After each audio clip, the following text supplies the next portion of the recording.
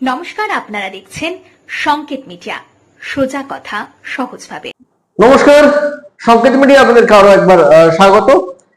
সাদা কালো সঙ্গে পাঠ্য নিয়ে আজকে আবার ছোট্ট একটু আলাপচারিতা আপনাদের সঙ্গে, একটু গল্প, একটু আড্ডা। এই গল্প বা এই আড্ডাটা হওয়ার কথা ছিলই বেশ কিছুদিন আগেই। হ্যাঁ, এই আড্ডার কথা না আমি না, আমার সঙ্গে আজকে যিনি অতিথি হিসেবে আছেন তিনি নিজে এই স্টুডিওতে এসে বলে গেছিলেন যে তিনি আসবেন এবং কিছু গল্প কিছু কথা বলে যাবেন। হয়তো স্মৃতি রোমন্থন করতে গিয়ে আপনাদের বিপদে পড়তে হতে পারে যে না মনে পড়ছে না, অনেক ঘটনাই তো ঘটে, তার কথা আমরা বলছি। তো কে রয়েছেন এই মুহূর্তে আমার সঙ্গে স্টুডিওতে? আজকে 28শে জুন, জুন মাসের প্রায় শেষ, আর জুনের 4 তারিখ মাসের শুরুতে আমরা দিল্লি চলো 2024-এর ফলাফলটা দেখতে পেয়েছিলাম। পশ্চিমবঙ্গের 42টা আসনের কি ফল হতে পারে সেটা নিয়ে আমরা একেবারে চুলচেরা বিশ্লেষণ করেছিলাম। কিন্তু তারও আগে একেবারে এপ্রিলের শেষে বালুরঘাট লোকসভা কেন্দ্রের ভোট কেমন হয়েছিল, ভোট পরবর্তীতে আমাদের সঙ্গে এই স্টুডিওতে যাকে পেয়েছিলাম তিনি বালুরঘাট লোকসভা যেখানকার সেই একেবারে প্রান্তিক জেলা, মানে পাশেই বাংলাদেশের বর্ডার, একেবারে প্রান্তিক জেলা দক্ষিণ দিনাজপুর জেলা, সেই দক্ষিণ দিনাজপুর জেলার দুবারের বিধায়ক এবং এই মুহূর্তে সেই জেলার চেয়ারম্যানও বটে। বিধায়ক এবং চেয়ারম্যান একসঙ্গে দুটো দায়িত্ব সামলাচ্ছেন যিনি। জেলা চেয়ারম্যান হিসেবে যিনি বোঝার চেষ্টা করেছিলেন যে লোকসভা ভোটে কি ফল হতে পারে, সেই নিয়ে একেবারে চুলচেরা বিশ্লেষণ এখানে করা হয়েছিল। সেই সময় ফলাফল বেরিয়েছে তার বেশ কিছুদিন পর। এই মুহূর্তে যথেষ্ট ব্যস্ততা তার, কারণ জেলায় যেসব কাজ ভোটের জন্য বন্ধ ছিল, আমরা জানি ভোটের সময় অনেক কাজ করা যায় না, কাজ বন্ধ থাকে, সেই কাজ আবার শুরু হয়ে গেছে। সামনে বর্ষা পড়ে গেছে, তো কাজ থাকবেই। তার মধ্যে সময় বের করে কলকাতা স্টুডিওতে, সংকেত মিডিয়ার কলকাতা স্টুডিওতে তাকে আমরা পেয়েছি। তোরাব হোসেন মন্ডল, তোরাবদাকে আবার আপনাকে সংকেত মিডিয়ার এই স্টুডিওতে ধন্যবাদ এবং শুভেচ্ছা আসার জন্য। কেমন আছেন? যাই হোক, আমার দক্ষিণ দিনাজপুর জেলা তৃণমূল কংগ্রেসের চেয়ারম্যান এবং কুমারগঞ্জের বিধায়ক হিসাবে আমার পক্ষ থেকে আপনার মিডিয়াকে অসংখ্য ধন্যবাদ যে আমি এখানে এসে পেরে দুটো কথা বলতে পারছি, সেই জন্য আপনাকেও অনেক অনেক ধন্যবাদ। না, শুধু ধন্যবাদ দিলে তো হবে না, আপনাকে এটাও বলতে হবে যে জেলা কেমন আছে, আপনি জেলার মানুষদেরকে কেমন রাখতে পেরেছেন বা রাখতে পারছেন। একটা দুঃখ তো বোধহয় কোথাও রয়ে গেছে যে না, জেতাতে পারেননি আপনি আপনার প্রার্থীকে লোকসভা কেন্দ্রে, কিন্তু সময় তো থেমে থাকে না। মানুষদের দাবি দেওয়া চাহিদা সেইগুলো পূরণ তো আপনাকে করতে হবে। তৃণমূল কংগ্রেসের মমতা বন্দ্যোপাধ্যায় এবং অভিষেক বন্দ্যোপাধ্যায়কে সামনে রেখে কি বলবেন? যাই হোক, এটা আপনি সত্যি বলেছেন যে সদ্য সমাপ্ত লোকসভা নির্বাচনের পরে সত্যি আমাদের জেলা একটু খারাপ অবস্থা এই কারণে আছে যে আমরা বিভিন্ন জেলার সঙ্গে, বিভিন্ন লোকসভা কেন্দ্রের সঙ্গে, আমরা বালুরঘাট লোকসভা কেন্দ্রের মানুষ, বালুরঘাট লোকসভা কেন্দ্রের বিভিন্ন পদাধিকারী এবং তৃণমূল কর্মীরা আমরা সবাই ভেবেছিলাম যে আমরা বিপুল ভোটে আমাদের প্রার্থী, আমাদের মন্ত্রী, জেলার মন্ত্রী বিপ্লব মিত্রকে আমরা বিপুল ভোটে আমরা জেতাতে পারবো, এটা আশা ছিল। কিন্তু আমি মনে করি যে বিশেষ কোনো কারণে আমরা আমাদের জায়গায়, বিশেষ করে আমি আমার জায়গায় অনেক পরিশ্রম করেছি, ফল পেয়েছি। হয়তো সব জায়গায় আমরা সেভাবে আমাদের লিডটা পাইনি বলে অল্প ভোটের ব্যবধানে আমরা জেলায় আমরা হেরেছি। এটা দুঃখের, সত্যি দুঃখের। যখন গোটা পশ্চিমবাংলায় যখন আমাদের দল এগিয়ে যাচ্ছে, সে জায়গায় আমরা সবাই জেলাবাসী, আমাদের বালুরঘাট লোকসভা কেন্দ্রের আপামর জনসাধারণ এবং আমরা আমাদের দলীয় যারা কর্মী সবাই ভেবেছিলাম যে অল্প হলেও আমরা জিতবো, কিন্তু সে আশা আমাদের সফল হলো না। সে দুঃখ অবশ্যই থাকবে কর্মীদের মনে। কিন্তু যদিও আমরা হেরে যাই, তবু একটা জিনিস আমাদের খামতি আছে, সেটা হলো যে নির্বাচনে যেভাবে আমরা ঐক্যবদ্ধভাবে যে আমাদের লড়াই করা উচিত ছিল, সেটা হয়তো একটা খামতি আমাদের ছিলই। তাছাড়া ভোটের পরে আরো একটু অগাছল যে আজকে ধরুন আমি মনে করি যে আমাদের জেলায়, দক্ষিণ দিনাজপুর জেলায় এই মুহূর্তে আমাদের যেটা দরকার সেটা হলো যে যেখানে প্রত্যেকটা কর্মী একদম বুথ স্তর থেকে জেলা স্তর পর্যন্ত সমস্ত কর্মীদের একটা বার্তা আমাদের দলের দিক থেকে দেওয়ার দরকার বা আসার দরকার, যে আমরা সবাই যদি আমরা ঐক্যবদ্ধভাবে যদি আমরা লড়াইয়ে আসি, তাহলে লোকসভার ভোট হয়েছে, সত্যি আমাদের দুঃখ পাওয়ারই কথা। আজকে যদি আমরা বালুরঘাট লোকসভা কেন্দ্র থেকে যদি আমরা আমাদের প্রার্থীকে যদি জেতাতে পারতাম, তাহলে আমাদের গর্ব শুধু নয়, আমরা এই রাজ্যের বিজেপির সভাপতিকে আমরা হারিয়ে দিয়েছি, এটা আমাদের গর্ব হতো। কিন্তু সেই জায়গা থেকে আমরা সামান্য কিছু আমাদের ত্রুটির জন্য আমরা আমাদের জায়গাটা ধরতে পারলাম না, এটা দুঃখের। কিন্তু আমি মনে করি, আমি দলকে বলবো, আজকে আমি আমাদের দলের কাণ্ডারি, আমাদের অভিষেক ব্যানার্জি সেনাপতি, আমাদের দলের আমাদের মুখ্যমন্ত্রী মমতা ব্যানার্জি সর্বোচ্চ নেতৃত্ব, তাদের কাছে আমি অবশ্যই আবেদন জানাবো যে আমাদের দক্ষিণ দিনাজপুর জেলাটাকে ঐক্যবদ্ধভাবে যদি আমরা পুনরায় লড়াই করি। আজকে সামনে আমাদের বিধানসভা নির্বাচন, সামনে বলতে 26, তার মানে আর ধরুন না আপনার 1.5 থেকে প্রায় 2 বছর হবে না, 2 বছরের কাছাকাছি, 1.5 বছর আছে, 2 বছরের মতো। এইটার মধ্যে যদি আমরা আবারও এই লোকসভা ভোটের মতো যদি আমরা ছন্ন ছাড়া অবস্থায় থাকি, তাহলে আমাদের চলবে না। আমি এটা আর্জি জানাবো দলের কাছে সর্বপ্রথম, যে আমরা ঐক্যবদ্ধ চেহারা যদি আমাদের, যেটা বললাম আপনাকে, যে আপনার স্টুডিওতে যে কথাটা বললাম, যে বুথ স্তর থেকে জেলা একদম সর্বোচ্চ সবাই যদি আমরা ঐক্যবদ্ধভাবে যদি আমরা এক জায়গায় আসতে পারি, যদি আমরা লড়াই করতে পারি, আমার স্থির বিশ্বাস যে আমাদের জেলায় অন্তত আমরা 6-6 হবো, না হলেও 5 থেকে আমাদের সরাতে পারবে না। কিন্তু যদি আমরা ঐক্যবদ্ধভাবে যদি না থাকি, তাহলে চেহারাটা অবশ্যই খারাপ হবে। সেই জন্য আমার প্রথম আর্জি যে আমরা ঐক্যবদ্ধভাবে যেন আমরা আসতে পারি, সেটা আমি আর্জি জানাবো আমাদের ঊর্ধ্বতন নেতৃত্বের কাছে। মানে এটা ঠিক দুঃখ না, এটা আফসোস যে যেটা যেত, সহজে যেটা যেত, কিন্তু নিজেদের ছোট ছোট ভুলে বোধহয় জিততে পারলেন না। হ্যাঁ, সেটা তো থাকবেই। তার কারণ ঐক্যবদ্ধ চেহারা বলতে আমি তো আগেই আপনাকে বলেছিলাম যে কিছু কিছু ত্রুটি আমি একটু মানে বিশেষ করে আপনাকে তো আমি বলেছিলাম যে আমি একটু কারো ত্রুটি ধরাটা পছন্দ করি না। কিন্তু ঠিক আমি এই কারণে পছন্দ করি না, যেমন ধরুন যে আমি নিজেরই কথা বলি, আমার বিধানসভায় আমি 23,000 সামথিং কিছু লিড পেয়েছি। সেখানে যদি সমস্ত কমিটি বা আমার বুথ স্তর থেকে নিয়ে, আমাদের অঞ্চল স্তর থেকে, আমার ব্লক স্তর থেকে আমাকে আমার মতো যদি কমিটি থাকতো, হুট করে জানি না কিসের জন্য উনি প্রার্থী, আমি তো ওনার ভোট ধরা আমার ঠিক হবে না, উনি মন্ত্রী এবং সিনিয়র লিডার। এবার আমার অনেক অঞ্চল সভাপতিরা ভোটের প্রাক মুহূর্তে, ভোট চলছে সেই মুহূর্তে আপনি ধরুন যে যারা সৈনিক, যারা কমান্ডার, যারা সৈনিক, সেনাপতি, তাদের যদি ভোটের টাইমে, মানে যুদ্ধের টাইমে যদি তাদের মানে পরিবর্তন করা হয়, তাহলে নতুন সেনাপতিরা তারা তো ভোটটা আগে, তাকে তো এটা একটা যুদ্ধের ব্যাপার, কৌশল দরকার, সেই কৌশলটা তো ঠিক মতো পাবে না। যারা কৌশলে অভ্যস্ত তাদের একটু সরিয়ে রাখা হয়েছে, তাদেরও বসা ছিল।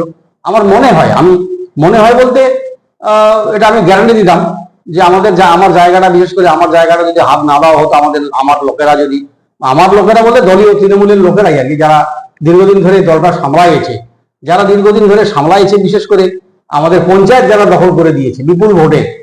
অন্তত আমি এইটুকু হাসি মুখে বলতে পারতাম যে যারা আমরা পরীক্ষিতভাবে, যাদের নিয়ে আমরা পঞ্চায়েত নির্বাচন লড়ে, পঞ্চায়েতের আমরা সমস্ত পঞ্চায়েত আমার বিধানসভা এরিয়ায়, আমার বিধানসভা এলাকাতে, আমার কুমারগঞ্জ বিধানসভায় আমার 12টা অঞ্চল, আমার 12টা অঞ্চলে কিন্তু আমার তৃণমূলের, এখানে কোনো বিজেপি বা অন্য দলের কোনো নাই।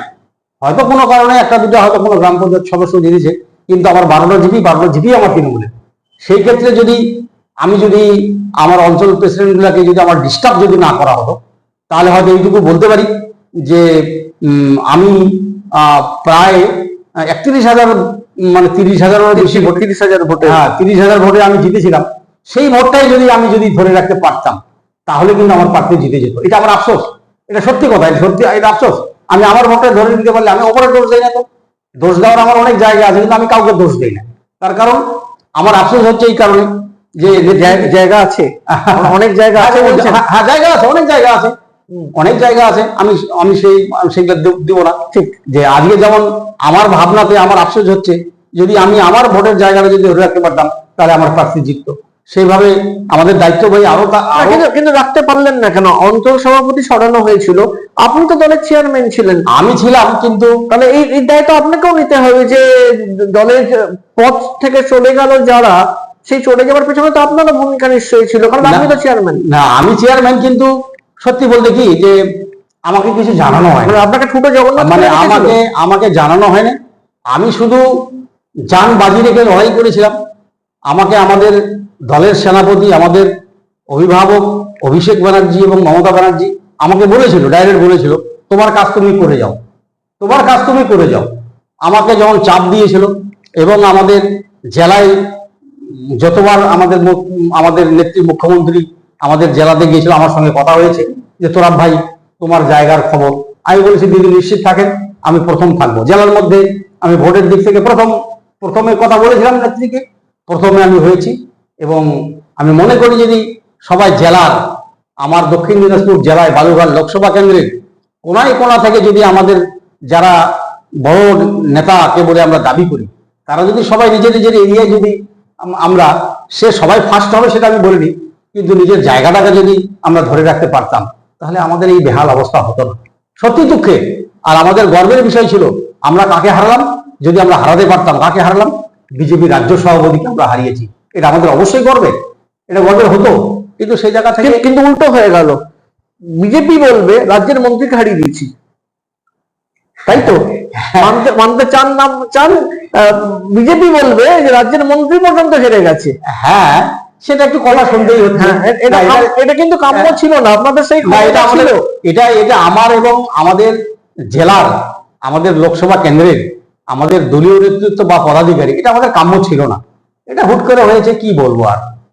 না, এটা কি কোথাও বিন্দুগুলো কি আছে, মানে খামখেয়ালি ফোনা হয়ে গেল ভোটের সময়, ভোটের আগে, যার জন্য আজকে এই পরিস্থিতি হলো? না হলে তো জেতাটা জাস্ট সময়ের ব্যাপার ছিল। যে হ্যাঁ, সেটা যাই হোক, মানে সেটা সময় বলবে।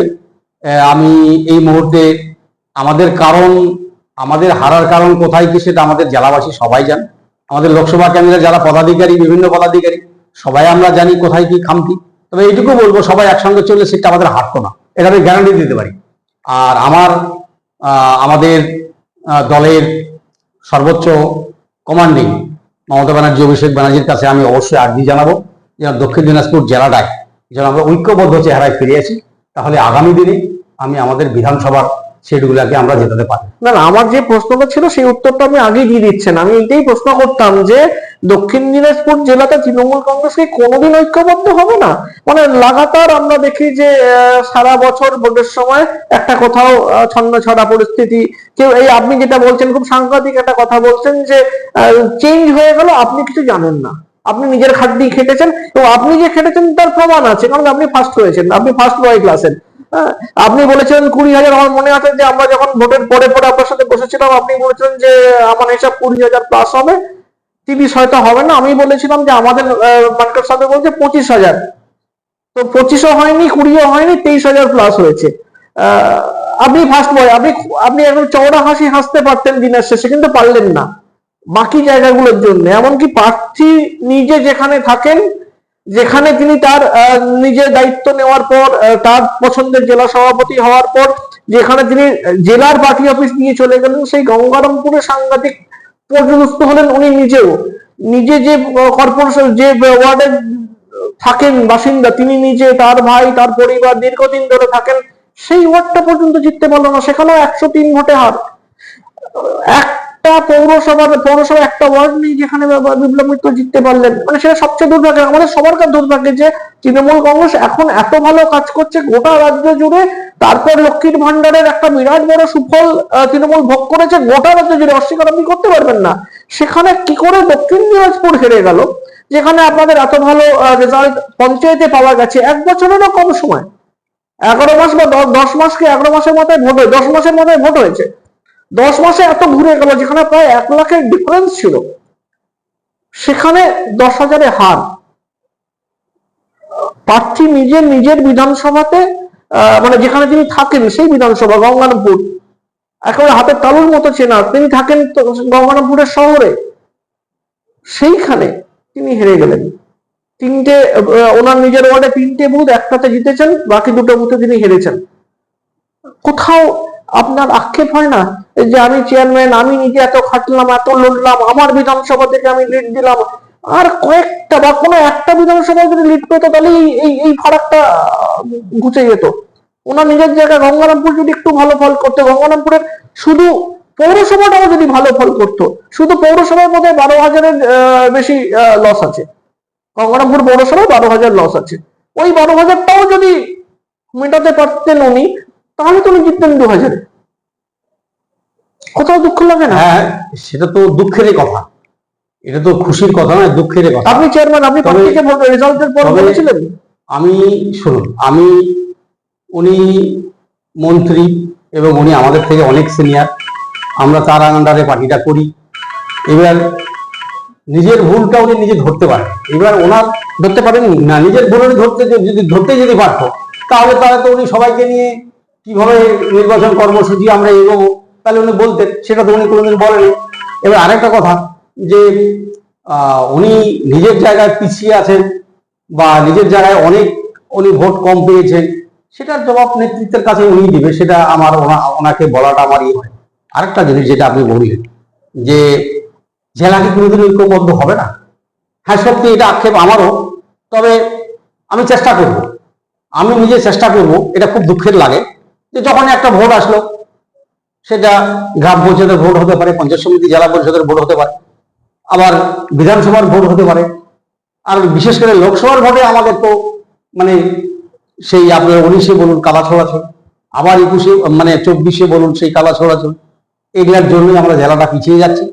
আমি আমার নিজের যতটুকু জ্ঞান এবং গরিমা থেকে আমি অবশ্যই আমাদের সর্বোচ্চ নেতৃত্ব মমতা ব্যানার্জি, অভিষেক ব্যানার্জিকে বলবো যে আমার যেটা বলা, যাতে কি করলে এই জেলাটা, যেমন আপনি বললেন যে এটা কি মিটবে না কোনোদিন, যখনই ভোট আসবে তখনই আপনাদের মধ্যে এইভাবে হবে, তো যাতে আর না হয়, ঐক্যবদ্ধ চেহারা যারা দেখতে পারি, সেই জন্য আমি সবার সঙ্গে আলোচনা করে আমার মতামতটা আমি ঊর্ধ্বতন নেতৃত্বকে অবশ্যই জানাবো, যেন আমাদের দক্ষিণ দিনাজপুর জেলাটা যেন আমরা ঐক্যবদ্ধ চেহারা আমরা দেখতে পাই।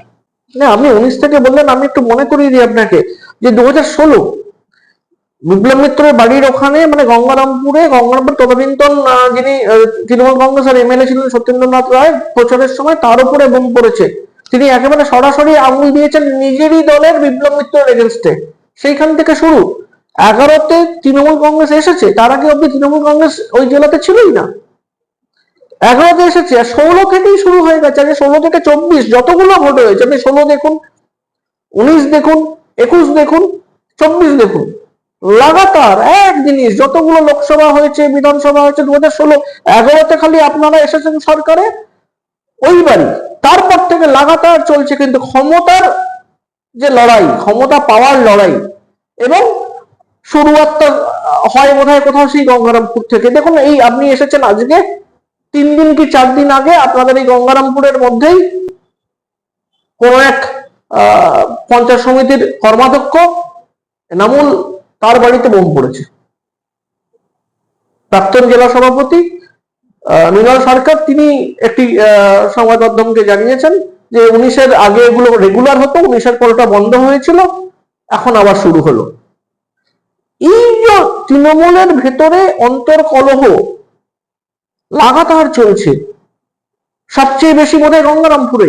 এবং দেখুন না, 16তে প্রার্থী বিধায়ক তৃণমূলের, তার উপরে বোমা, তার উপরে গোলাগুলি, এবং তিনি আঙুল তুলছেন। সেই সময় বিধায়ক, আর এক বিধায়ক, পাশের বিধানসভার বিধায়ক, এবং সেখানে তার বাস বিপ্লব মিত্রর দিকে। 19-এ হেরে গেলেন অর্পিতা ঘোষ সাংসদ হিসাবে, তিনি আঙুল তুললেন বিপ্লব মিত্র গদ্দার। 2021-এ 6টা বিধানসভা 3টাই হেরেছেন, 3টাই জিতেছেন। গৌতম দাস গঙ্গারামপুরে হেরে গেছেন, তিনি প্রশ্ন তুলেছিলেন যে কিভাবে হয়েছে, সবাই সব জানে। তিনি হয়তো সরাসরি কারো নাম করেননি, কিন্তু তিনিও ইঙ্গিত করেছিলেন যে তার ভোটে অদৃশ্য খেলা হয়েছে। 24-এও দেখুন, এবং 24-এ আপনি জিতিয়েছেন, গঙ্গারামপুর নিজে হেরে গেছে। মন্ত্রী যিনি ক্যান্ডিডেট, তার নিজে যেখানে থাকেন, সেই, আমি গোটা গোটা বিধানসভা জুড়ে বলছি না, তিনি থাকেন তো শহরে, তার ভাই শহরের চেয়ারম্যান, তিনি তো বলেছিলেন, এই প্রশ্নটা আমি আপনাকে এক্ষুনি করবো, যে তিনি একটি গঙ্গারামপুরের একটি কর্মী সভায় তিনি বলেছিলেন যে যে যে পদাধিকারী ভোটে জেতাতে পারবে না তাকে পদত্যাগ করতে হবে। তার ফুটেজ আমাদের কাছে আছে, তিনি তাকে পদত্যাগ করতে হবে, তিনি পদত্যাগ না করলে আমি দলকে বলে সেটা করাবো।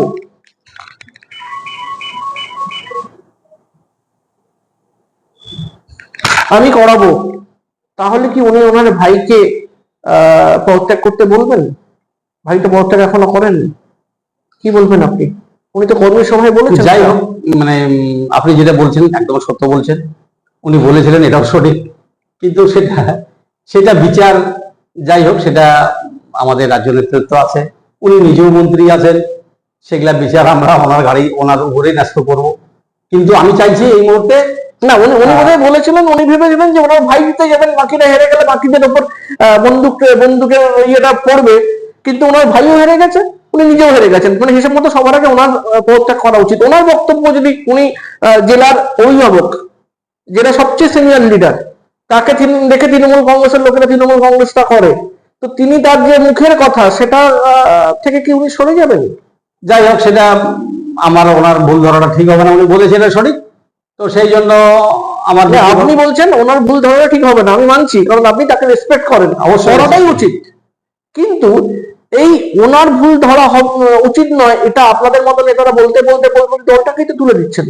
একজনের জন্য দল সারা জীবন সাফার করবে। যাই হোক, যাতে আর না হয়, আমি জেলার যাতে ভালো হয়, জেলা যাতে ঐক্যবদ্ধ ভাবে যেন আমরা ঠিক বিভিন্ন কমিটি, বিভিন্ন জায়গা যেন আমরা ঠিকভাবে আসতে পারি, সেই জন্য আমি আমার মতামত, আমার ঊর্ধ্বতন নেতৃত্ব, যেটা আমি বারবার বলি, আমাদের মমতা ব্যানার্জি, অভিষেক ব্যানার্জির উপর তার কেউ নেই, আমাদের সর্বোচ্চ নেতৃত্ব, আমি ভালো বার্তা, আমি ভালো আমার জেলার আমি বলবো, তাতে যদি ওনারা ভালো মনে করেন, কেন ওনারা যেটা করবে তার বাহিরে তো আমাদের করার কিছু নাই, আমি বলবো ভালো দিকটা তুলে ধরবো, মন্দ দিক তুলে ধরবো, সিদ্ধান্ত ওনারা নেবেন।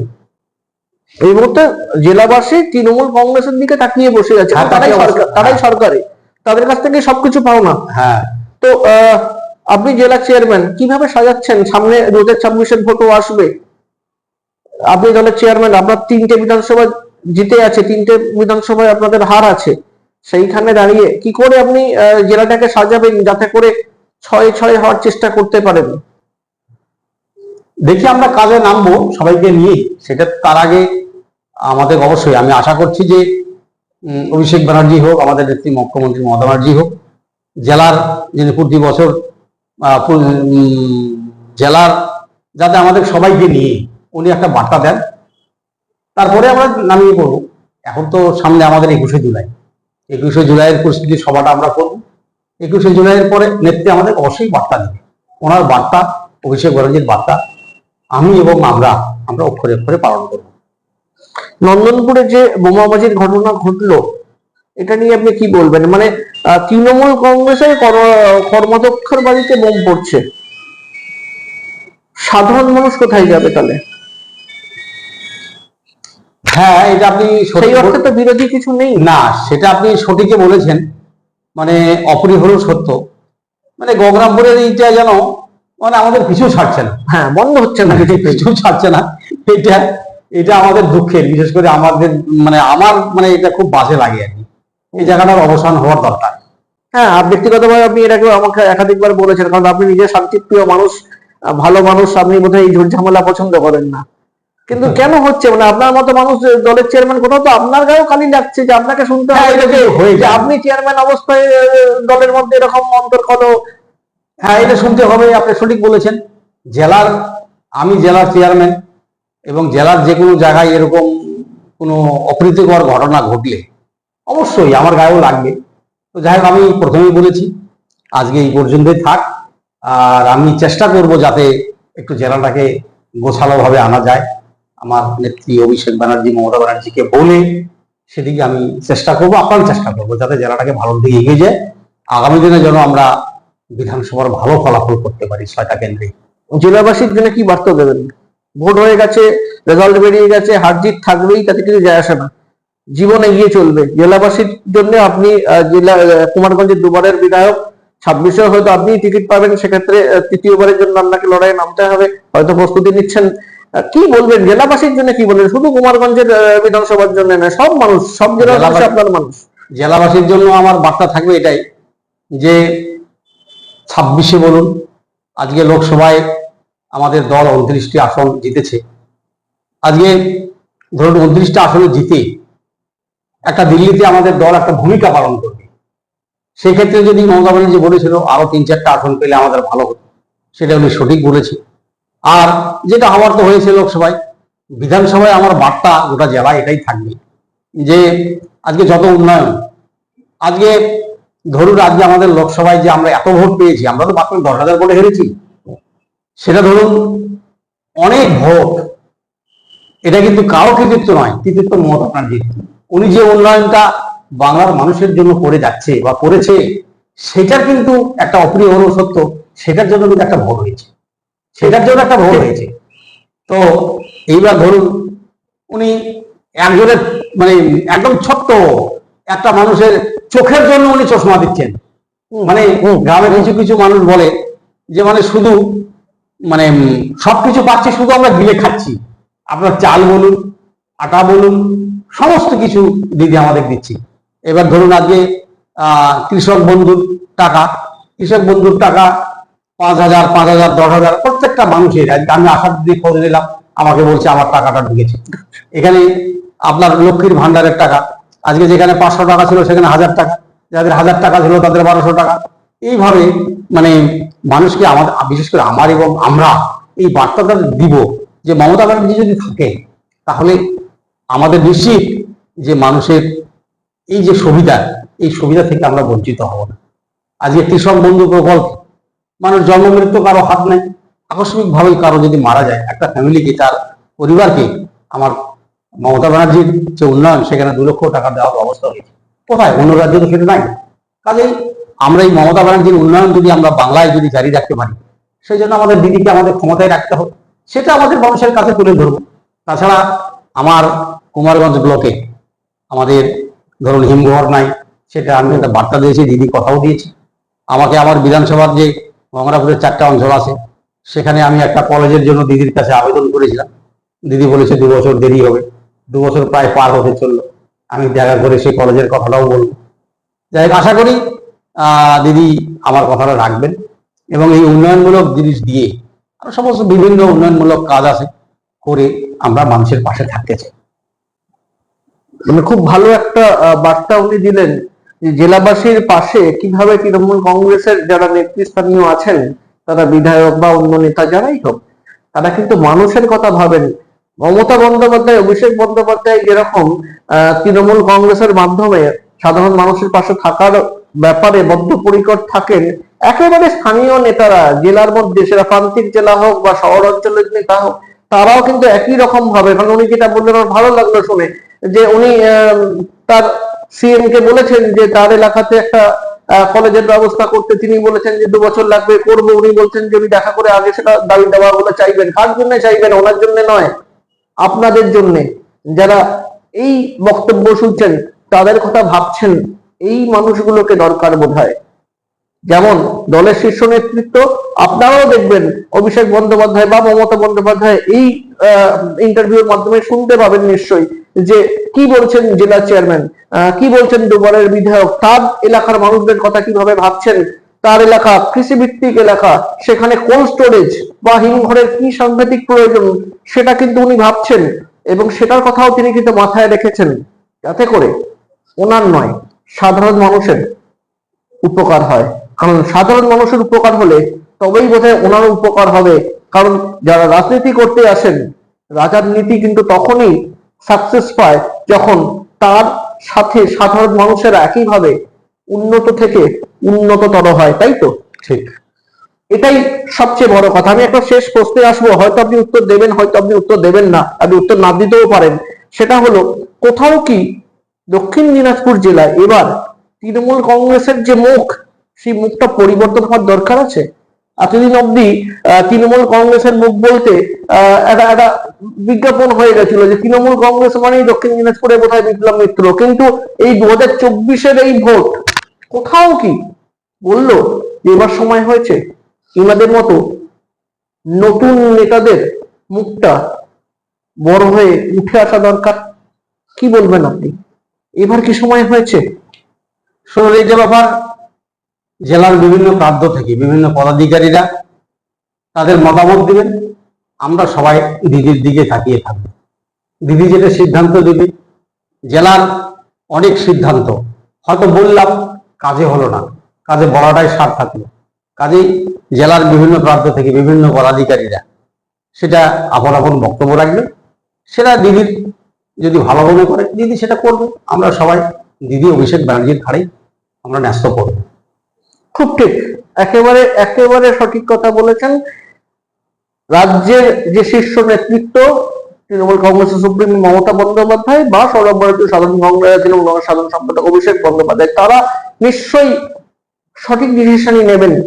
যদি না নেন তাহলে আমরা আবার এই সাদা কালো করে বলবো যে আপনারা যদি ভুল ডিসিশন নেন তাহলে তৃণমূল কংগ্রেস প্রতি পদে পদে, প্রতি ভোটে, প্রতি সময় সাধারণ মানুষের সমর্থন থাকা সত্ত্বেও ওই জেলাতে বোধহয় পর্যদস্ত হবে।